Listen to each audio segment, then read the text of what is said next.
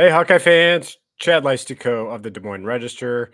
My buddy Tyler Tashman is on the road to Bloomington, Indiana for the basketball game on Tuesday. So happy to be joined by our other Hawk Central Iowa football beat teammate, Dargan Southard. Dargan, thanks for jumping on so we can discuss the hiring of Tim Lester as Iowa's offensive coordinator. It is January 28th, Dargan. Brian Ferentz was let go on October 30th. Obviously stayed through the season, but it's been a full 3 months. It feels like a very unspectacular conclusion to all of this. And particularly if you're an Iowa fan after having to suffer through the last season to then have this offensive coordinator search drag on and end with the guy who I don't think really anybody was going to get excited about at all. And there's a lot of hard evidence to not get excited about, to be honest. So, I think there was cautious optimism in the Iowa fan base that the how far things had sunk on offense would, even for Kirk Ferentz, create some urgency to get this hire right. And it certainly could still go right. Obviously, it has to play out, but I certainly understand the skepticism and the frustration that I'm sure just about every Iowa football fan is feeling right now. Well, let's get to kind of the track record of Tim Lester here first, and then we can get into like thoughts of how this unfolded, thoughts of how it can work, how it might not work. Certainly, we arrived here after a long process. I mean, Paul Christ, we reported, turned down the job in mid-January, so that was about 2 weeks ago when that kind of officially happened. So, as I kind of wrote in my initial column here, reacting on the fly isn't necessarily one of Kirk Ferentz's greatest leadership strengths. I think it was pretty clear in December as you look back on what he said, kind of the names that emerged there, Paul Christ, Joe Philbin, that Christ he had one of those two guys in mind. I think Christ ultimately rose to the top for him, and Christ had a week to think about the job, decided not to take it. We don't know why he didn't take it. And he decided to stick with Texas as an analyst, and that ended up being a curveball for Kirk Ferentz because no matter how he tries to sell it, it's clear that Tim Lester is not his first choice. Now, that said, who is Tim Lester? Well, as Dargan alluded to, a 6-year head coach at Western Michigan. That is the primary portion of his high-level coaching resume. He posted a 32-27 record as the head coach there. He took over play calling duties in his second year on the job. So in those years, he called plays or was in charge of the offense. It's hard to determine exactly which games, if there was any that he didn't call plays in. But he went 7-6, 7-6, 4-2, of course, in the COVID season, 8-5, and then 5-7. Now that 2021 season we'll get into was probably his best complimentary football season. That was his best record. The time of possession was fourth in the country, 35 plus minutes per game. Had some of the run, had some of the pass. He does some RPO stuff, but here's where I'm really having a hard time with this, Dargan, is his only Power 5 coordinating experience was with Syracuse, and you can't put it all on him, obviously, because it looks like Syracuse was kind of a train wreck when he was the OC. But Syracuse went 5-14 with him as a play caller, and Kirk Ferentz has said, wins and losses as a coordinator are what mean the most to him, and that's obviously a nod to his son Brian Ferentz, who ended up with a good winning percentage as OC, but we know he wasn't a good OC. So that's where I have a hard time. I'll give him some credit for the MAC record, which was okay. I mean, basically 500, a little bit better than that. Had one really good win in those 6 years. But that's MAC competition too. That's not, if you're offering $1.5 million a year for an offensive coordinator job at a team with a ready-made defense, a ready-made special teams, it feels like, gosh, you could have done better than an analyst for the Green Bay Packers.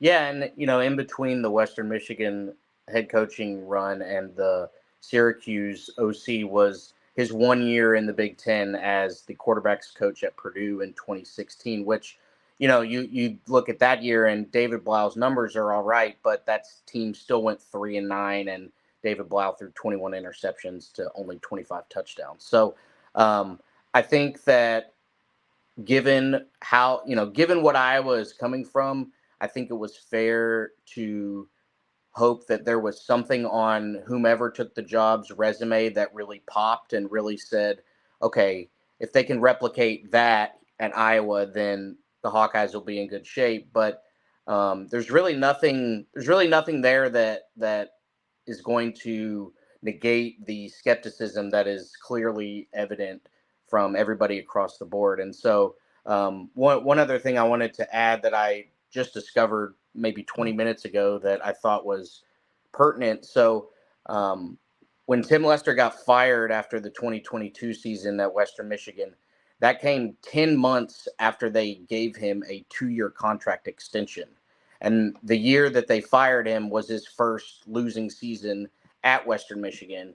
And the part that I found a bit jarring was after they fired him, the Western Michigan AD, who had given him the contract extension 10 months prior, one of his quotes said, "I didn't have a ton of confidence in the plan moving forward." So, I mean, maybe this guy just isn't cut out to be a head coach and, is better suited for a coordinator role. But I don't know that there's nothing on the resume that really gives a boost of confidence that this is going to work out to the level that Iowa needs it to. Yeah, and we can we can project all we want, but we're dealing with the information we have, and that's one of the pieces of information we have, and that's kind of where it just seems like I totally understand the frustration among Hawkeye fans initially hearing this news. I think the hope was you'd be inspired and hopeful and excited about the offensive coordinator because you had a blank slate. You finally were able to move on from Brian Ferentz. I mean, as the offense sunk to deeper and deeper depths over the past 2.5 seasons, I think I keep regurgitating this stat, but it's just crazy that over the last 35 games, Iowa has 19 touchdown passes and 27 interceptions. I mean, this is college football here. That's absurd. You should have very absurd. Yeah, and so that's how low we've sunk. And on top of that, Iowa's yardage per game in the run game was 2.92 in 2022 and 3.34 in 2023 yards per carry. So, the bar was low. It didn't have to be like even a super great hire, but I feel like you just wanted some kind of inspiring hire, somebody with a track record. It came down to Dargan, Tim Lester, and Kevin Johns. Obviously, let's put Chris in a separate category. We'll put him one. Let's say, Johns and Lester ultimately vying for 2. But also at this point, Dargan, a lot of guys were off the table. And that's kind of where I feel like Kirk Ferentz really hurt himself here. I know he wanted to be patient in the process, but he let December go without really making much movement in the OC search. And I understand Texas was in the college football playoff. He wanted to be respectful, I'm sure, of Paul Christ's, efforts to help them beat Washington. But at the same time, the lack of urgency, all of a sudden, more and more candidates were off the table. Who knows which ones were viable, if there were viable candidates, but you have to think there were. A lot of people were hiring offensive coordinators. So I feel like just my read is I feel like he dragged his feet too much and procrastinated too much, thinking it would work out. And I don't know. We don't know that if it did work. We don't know that it did work out. And I think a lot of the frustration, for several reasons, but I think one of the big ones is there was a lot of smoke and a lot of momentum for Kevin Johns late last week and through the weekend. And that seemed like a guy who, like you said, even this late in the game, would be, a decent name to bring in, and obviously it wasn't going to be a case like Paul Chris because Kevin Johns is unemployed right now. So, and again, there was some items on his resume that you could point to and say, okay, there was a lot of success there. And there was, some things that whether it was the Duke stop or elsewhere that, offered some optimism. And I think, while a lot of Iowa fans probably would have picked Chris as the number one choice of the names that have been mentioned, I think everybody would have been okay with Kevin Johns coming in at this point. And so for it not to be a situation where Kevin Johns turned them down and instead Kirk Ferentz seemingly picked the other guy who was in the running, I think that's where a lot of the frustration lies, because if they were announcing Kevin Johns as the OC today, it would be a completely different reaction. And Kirk Ferentz had the ability to do that, right at his fingertips. And so while, there was a lot of questioning whether Kirk Ferentz is equipped to guide offenses in this new age of college football, the selection here doesn't offer a whole lot more confidence on top of it, just because of what seemingly it came down to the final two, and he went with the guy that most people wouldn't. Well, let's back up. Let's look at Kevin Johns' resume. I know this is the Tim Lester podcast, but let's look at kind of what he was picking again, what the options were. And Kevin Johns has a wide range of experience. Kevin Johns ran a spread offense, more of a power spread predominantly, which, Urban Meyer made famous. And certainly that's why Urban Meyer, plucked Kevin Wilson from Indiana, who was Johns' boss at Indiana when Johns was the OC at Indiana, where they had some really good offenses, not great defenses, but really good offenses with him as coordinator. He also learned from Cliff Kingsbury 1 year under the air raid at Texas Tech. They had monster numbers that year. No surprise. That wouldn't have translated to Iowa probably, but again, he was exposed to those concepts. Interestingly, he was Tim Lester's OC in 2017. Now, that was a strange year for everybody, because PJ Fleck had left Western Michigan after a highly successful year, gone to Minnesota. So it was kind of a reboot type of year. And Tim Lester hires Kevin Johns, out of Indiana to sort of settle things down on offense while Lester got his feet under him head coaching wise. It looked to me like it was kind of a 1-year arrangement until Lester could kind of take over the offense how he saw fit. The team went 6-6 that year, I believe, so not horrible. Offense ranked 78th in the country, not great. But again, that's with, PJ Fleck took a bunch of players with him to Minnesota. It was clearly a reboot year. So you kind of throw that year out the window. And I kind of did in my article, my column about Lester. I sort of threw that 2017 year out of the window because he wasn't coordinating that offense. And it's probably not fair to pin much of that on Johns either. But here are the numbers. Well, here are the numbers for Lester, and then I'll kind of compare them with Johns. Okay. So Lester's offense, 436 yards a game in 2018, 35th in the country. 2019, 445 yards per game, 25th in the country. 2020, 479 a game, 16th in the country. 2021, 467.8, 12th in the country. So those are good numbers. Again, I'm not disputing those numbers. I do wonder the types of defenses he was going against, and I outlined that in my column too. Most of the MAC defenses in his best year were ranked between 90 and 120 something. So you got to take those numbers with a grain of salt, whereas Kevin Johns going against the ACC competition, the Clemsons of the world, Florida States, Miami of Florida, different type of defenses, also with kind of underdog type of talent. You're not getting the top talent at Duke, so he's doing a lot with a little. But the thing is that year in 2022, you mentioned at Western Michigan, Tim Lester's offense plummeted 301.9 per game, 125th in the country in offense. Looks like it was a rebuilding year, and they didn't give him a chance to come back. But still, a good leader, a good program has a plan in place. And the 2021 year was his best year, 35 minutes time of possession, 16th in the country in total offense, 250, in rushing offense, and 47th in passing offense. So decent balance there. But Kevin Johns at Duke, he goes 17-9 as a play caller at Duke. That's pretty good. And Riley Leonard was injured for the back half of this past season, so that the record was actually 13-4 before Riley Leonard got hurt, which is, to me, that's a big distinction of where the Duke offense was and where it was at the end of the year. So, you got some static there, Dargan. You may want to mute. So anyway, sorry about the static. Can you hear me? Yeah, but there's some static, just so you know. Why don't you mute and I'll keep talking if you won't.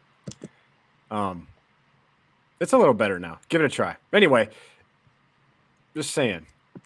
It seems like to me Kirk Ferentz went a little more comfortable in Leicester, and by comfortable I mean not a spread offense. Somebody that he runs RPOs. Leicester runs RPOs, but it seems like he runs a little bit more of a pro style / multiple scheme. Oh, we've lost Dargan. Great, I'll keep talking.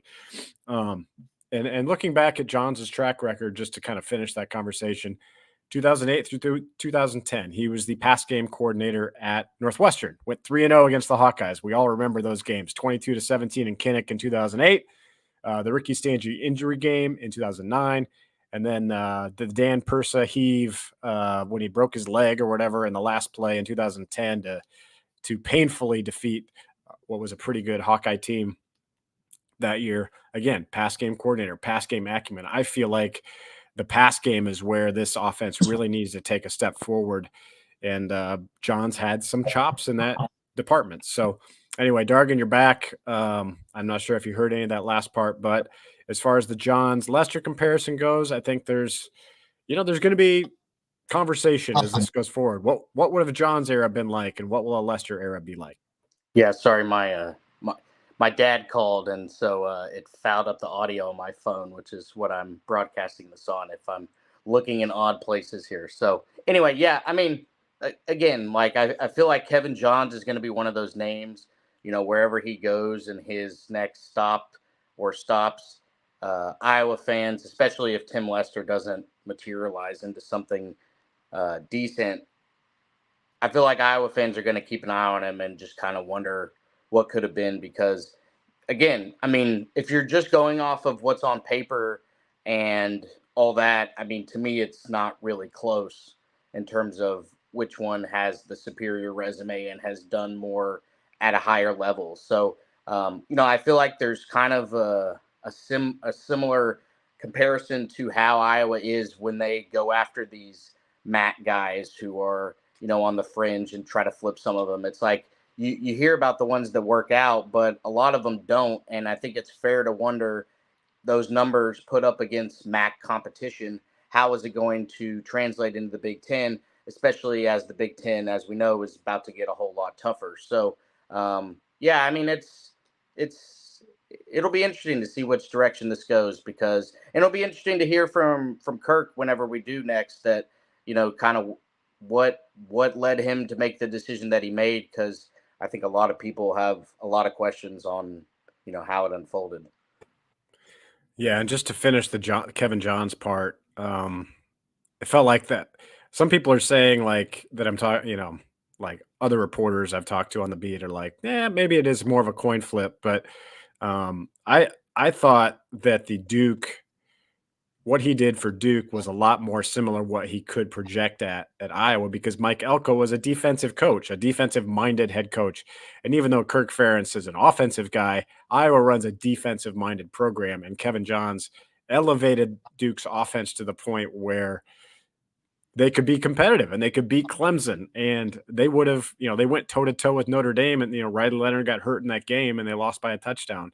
And then Riley Leonard got hurt again a couple weeks later, and he was out for the year. So they actually won a few games with a third-string quarterback, found a way to adjust. There's just a lot to like about what Kevin Johns had done over the past couple of years, and maybe, just give Iowa a slightly different look on offense. But obviously, we'll see what the Tim Lester offense looks like for Iowa. We don't know. We'll have to talk to him about it. What does he want to implement? What is he allowed to implement at Iowa? But it's just you go back to that Syracuse track record, and 100, and let's see, in 2014, again, I don't want to put this all on him because he took over 5 games into the year, but they went 1-6 in the last 7 when he was calling the plays. Finished 116th in the country in offense. The next year, offense totally his. They finished 119th in the country in total offense. That's the only time he's gone against.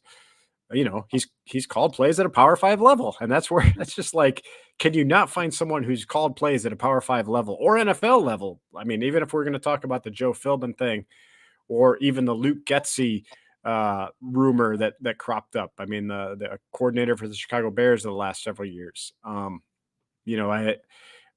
This feels like the person with the least amount of high level, not experience, but results. Yeah. So anyway, for 1.5 million, assuming that's about what you can afford here, which that's what I had heard. It seems like, gosh, might have missed the mark here. We'll see, but I feel like it was a miss.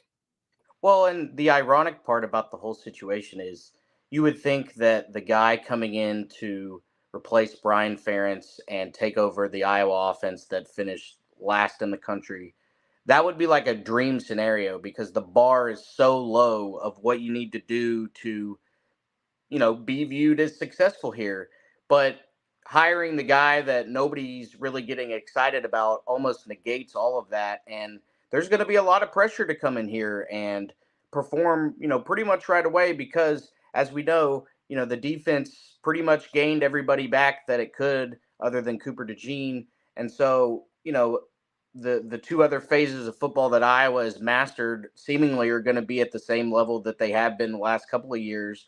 And so, I think there's going to be a lot of pressure to come in here and make it look better. Now, again, there's nowhere to go but up, and perhaps that will be enough of a cushion to kind of ease him into this role. But you would think that following the guy who a lot of people termed as one of the worst, and the statistics showed was one of the worst OCs in the country, would give you a little bit of leeway into your transition, but it doesn't really feel like that's going to be there, and it doesn't really feel like that that's going to be how things start, and Tim Lester's really going to have to kind of win everyone over. And again, not that appeasing the fan base is a top priority, but there's just been so much noise and such a toxic kind of film over everything to do with Iowa offense the last couple of years. And I hope that was communicated to him in the process, because if he's expecting to kind of walk in here and, not have to prove himself to everybody, then that's not really what the situation's going to be. Yeah, I would say this is the most pressure job he will have been under as a coach. Absolutely. And I would say, yeah. I mean, and that includes being a head coach at the MAC level. So this is a big pressure cooker for him, and he doesn't have a great track record to speak of. Now let's look at a few positives for Lester. Again, I pointed out some of them. 2019, they ran for 5.3 yards per carry. That's a really, really good number at Western Michigan. Okay. Even no matter what defense you're going against, that's something to build on. Iowa would kill for 4.5, and he got to 5.3 in 19. 2020, they finished second in the country in yards per passing attempt. Now, they ran more that year than passed, but they 10.9 yards per passing attempt. Abbreviated COVID season, lots of asterisks there. The MAC abbreviated season wouldn't have had any of those, Power 5 matchups. So, take it with a grain of salt, but they were second to Alabama in the country. And then 2021, that, like I said, that was kind of his best year. But at the same time, they only squeezed 8 and 5 out of like having their best talent. They had Sky Moore, who's on the Kansas City Chiefs now, on that team. And, there's, you only went 8 and 5. And that I read some articles about Lester, surrounding that season. And there was a lot of disappointment in how that season went. They went 1 and 4 in their own division. The only win coming against the team that had already clinched the division and was kind of mailing it in to get to the championship game. So, there was still some letdown even with his best season at Western Michigan. So, anyway, this Iowa offense certainly has some pieces, and Caden Proctor is going to help. Cade McNamara, if healthy, would help. One person I talked to, was like, a first telltale sign will be how he handles. Hey, I see your son there. How he handles the quarterback situation. Will Deacon Hill be anywhere near the football this spring? I mean, that will be a litmus test for some people. So let's see how he handles the quarterback situation. Maybe he's got a quarterback he wants to bring in. Who knows? Maybe he doesn't. But there are other issues now that we can focus on beyond the Tim Lester track record, because at some point we'll have his Iowa track record to go on.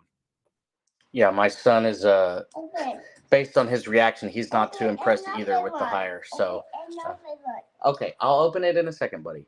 Yeah, and I mean, we'll also see what happens at wide receiver coach too, because that's going to be something that, in theory, he, is going to get control over and going to get to bring in, in theory, somebody he wants to. And so, yeah, there's a lot of, again, most of the time when you come into a job like this, there's some understanding that it's going to take some time to kind of settle in and do what you want to do. But there's none of that, because the offense has been so bad and has been really what's holding this program back. So, yeah, it'll be interesting to see how all that gets handled. All right, Dargan's going to mute himself. I'm going to let you guys go enjoy the NFL championship games. Should be two great ones: Chiefs, Ravens, Niners, Lions. Lots of Hawkeyes involved. We'll have more time to talk football in the coming days and coming weeks. I will be out tomorrow. I have a funeral tomorrow, and we'll be out, probably out on Tuesday as well. But we'll see. We'll see when they introduce Tim Lester as OC. Certainly, we'll have more coverage as this evolves. We'll hear from Kirk Ferentz at some point, probably midweek would be my guess. Surrounding this hire. They haven't even announced it yet at Iowa, but we can report, we can confirm it is Tim Lester, the new offensive coordinator at the University of Iowa. For Dargan Southard, this is Chad Leistikow saying so long. Thank you for joining us at hawkcentral.com. We'll talk to you next time.